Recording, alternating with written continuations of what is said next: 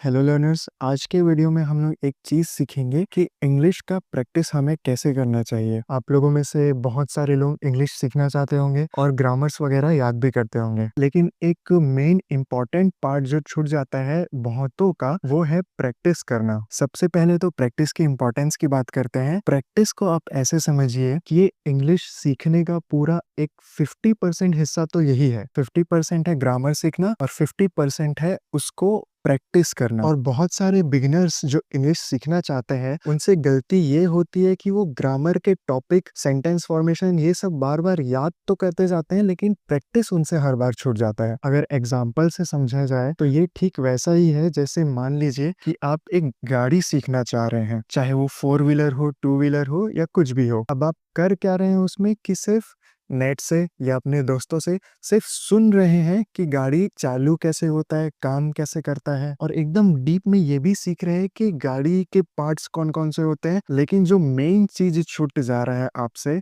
वो होता है कि खुद से उस गाड़ी को चला के देखना। थ्योरी आपने एक बार सब सारी याद कर ली, अब बारी आती है प्रैक्टिकल की, प्रैक्टिस की, कि आप उसको चला के खुद से देखो। और ये आप भी समझ रहे होंगे कि ये कितना इम्पोर्टेंट है कि खुद से चला के देखोगे आप उस गाड़ी को, तभी आपको समझ आएगा कि जो थ्योरी है वो रियल लाइफ में वर्क कैसे करता है। और फिर वहीं पे इमेजिन करो कि आप सिर्फ सालों साल तक सिर्फ गाड़ी कैसे चलानी है उसका थ्योरी ही सुनते जा रहे हो और सीखते जा रहे हो, कभी प्रैक्टिस नहीं कर पा या प्रैक्टिस नहीं कर रहे हो। तो आप खुद सोचो, क्या आप गाड़ी चलाना सीख पाओगे? नहीं ना। वैसे ही इंग्लिश भी है। जब तक आप सेंटेंस को खुद से प्रैक्टिस नहीं करते हो, एक एक वर्ड को प्रोनाउंस करके खुद से बोलते नहीं हो, तब तक आपको खुद को लगते रहेगा कि आप इंग्लिश अभी तक सीखे नहीं हो। अब बात करते हैं कि आपको प्रैक्टिस कैसे करनी चाहिए। जैसे कि यहाँ पे एक सेंटेंस लिखा है, अंग्रेजी सीखना बहुत मज़ेदार हो सकता है। इस सेंटेंस को हम लोग इंग्लिश में ट्रांसलेट करके देखेंगे, और अगर आपको ग्रामर एकदम अच्छे से नहीं भी आता है तो भी आपके लिए अच्छा चीज़ है। तो आप ये बोल के खुद को रोकिए मत कि नहीं, मुझे ग्रामर तो आते नहीं, तो मैं अभी से प्रैक्टिस कैसे करूँ। आपको इस लेवल का ग्रामर भी नहीं आता, फिर भी आप इस प्रैक्टिस को कंटिन्यू रखो। इससे होगा ये कि आप जहाँ पे भी वीक होगे वहाँ पे आप स्ट्रांग तो होगे ही, प्लस आपको कहाँ पे, आपके प्रैक्टिस में कहाँ पर गैप है, उसको फिल करना है, वो भी आपको समझ आएगा। तो शुरू करते हैं आज के सेंटेंस से।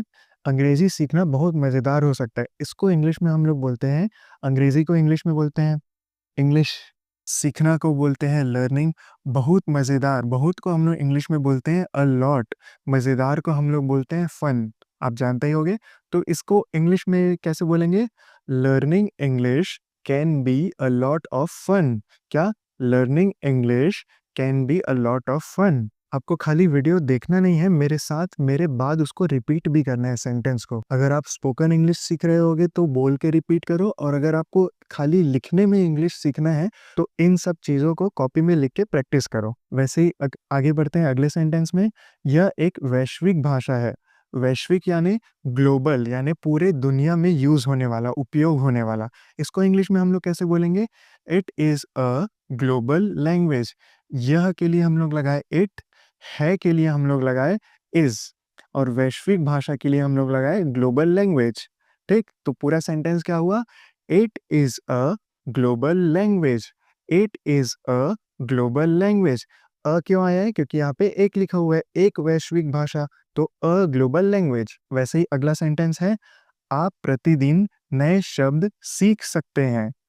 आप प्रतिदिन नए शब्द सीख सकते हैं। इसको इंग्लिश में हम लोग कैसे बोलेंगे? आपके लिए सबसे पहले तो हम लोग यू लगाएंगे, और सकते हैं यानी पॉसिबिलिटी बता रहा है, इस कारण यू के साथ लगेगा कैन। तो सेंटेंस क्या हुआ? You can learn new words every day. Learn यानी होता है सीखना, न्यू वर्ड्स यानी नए शब्द, नए शब्द, एवरी डे यानी प्रतिदिन। तो ओवरऑल सेंटेंस हुआ, you can learn new words every day. मेरे साथ आपको रिपीट करना है। वैसे ही आगे बढ़ते हैं अगले सेंटेंस में। किताबें पढ़ना एक अच्छा तरीका है। मतलब इंग्लिश सीखने के लिए किताबें पढ़ना एक अच्छा तरीका है। क्यों? क्योंकि इससे आपका प्रैक्टिस होता है। प्रैक्टिस तो आप यहाँ पे भी कर सकते हो, लेकिन ये बता रहे हैं कि किताबें पढ़ना एक अच्छा तरीका है। किस लिए? प्रैक्टिस करने के लिए। इसको इंग्लिश में हम लोग कैसे बोलेंगे? Reading books is a good way. Reading books यानी किताबें पढ़ना, इज अ है एक, क्या है? गुड वे, गुड यानी अच्छा, वे यानी तरीका, वे यानी रास्ता भी होता है और तरीका भी होता है, दोनों मीनिंग है इसका। Reading books is a good way. ठीक, इजी था। आगे बढ़ते हैं अगले सेंटेंस में। फिल्में देखने से मदद मिलती है।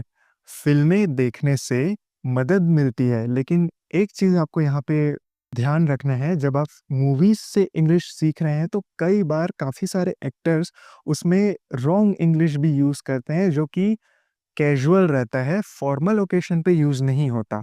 तो उसके लिए आपको ग्रामर या एक टीचर से ही इंग्लिश प्रैक्टिस करोगे, वो आपके लिए बेटर रहेगा। लेकिन अगर आपको कैजुअली बात करना इंग्लिश सीखना है तो फिर तो मूवीज वगैरह उस चीज के लिए अच्छी भी है। इसको हम लोग इंग्लिश में कैसे बोलेंगे?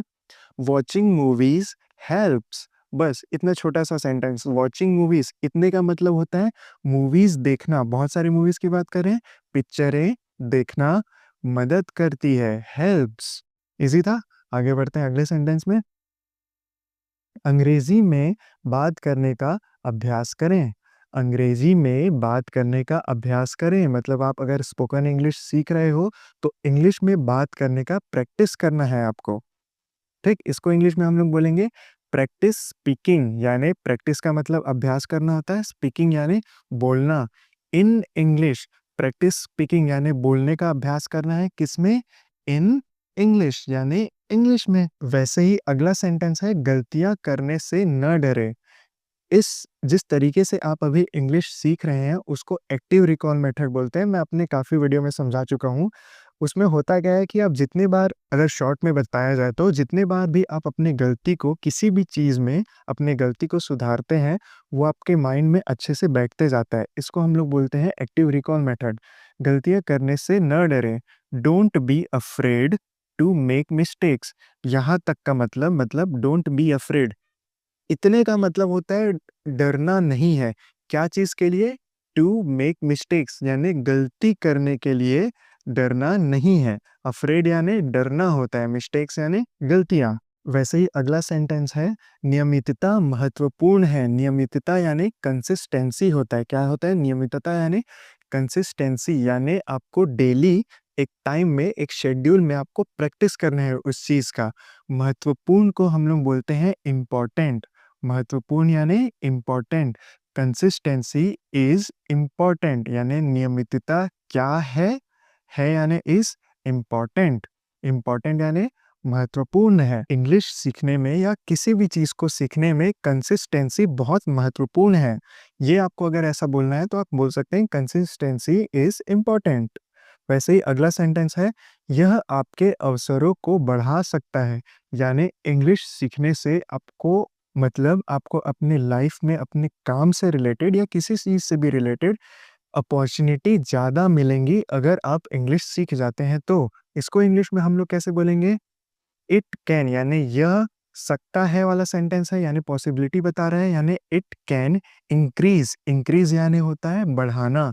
यूअर यानी आपका, अपॉर्चुनिटीज यानी अवसर, अवसरें, सॉरी अवसरों, अवसरों को क्या कर सकता है? ये बढ़ा सकता है। It can increase your opportunities. ठीक, इजी था। आगे बढ़ते हैं अगले सेंटेंस में। अंग्रेजी सीखना एक यात्रा है। अंग्रेजी सीखना एक यात्रा है। It is a journey. English learning is a journey. It is a journey. ठीक, तो ये थे आज के सेंटेंसेस जिसको आपको प्रैक्टिस करना है। कहीं पे भी डाउट होगा तो आप वीडियो को रीवॉच कर सकते हो, या उससे भी अगर समझ नहीं आता है तो आप मुझसे कमेंट में पूछ सकते हैं। ऐसे ही डेली प्रैक्टिस करने के लिए चैनल को सब्सक्राइब कर देना। मिलते हैं इस वीडियो के अंदर।